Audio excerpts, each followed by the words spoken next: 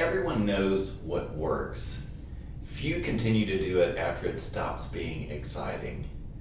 Can we have an honest conversation just for a minute? Because I think this quote has huge implications for our devotional life.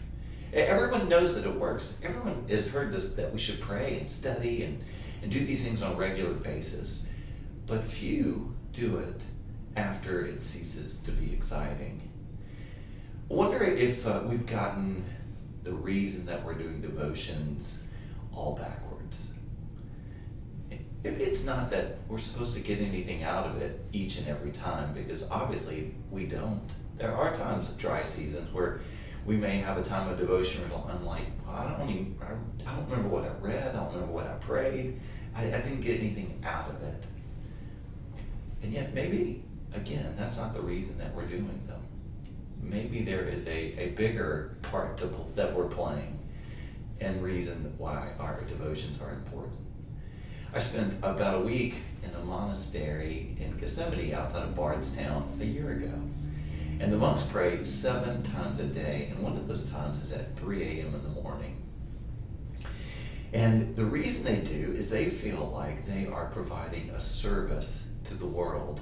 They are up praising the name of God while everyone else is sleeping. And their thought is that they are holding back through prayer and devotion the forces of evil that are all around us. So they're providing some support and security for all of those of us who sleep at 3 a.m. in the morning, or try to at least. And it just got me thinking and looking at my devotionals a completely different way. Maybe majority of the time I'm not getting anything out of them, but I am putting something into them, and God is using them in powerful ways. Would it make any difference that if your devotional life is what the very raw material that God is going to use to protect your family and friends and neighbors?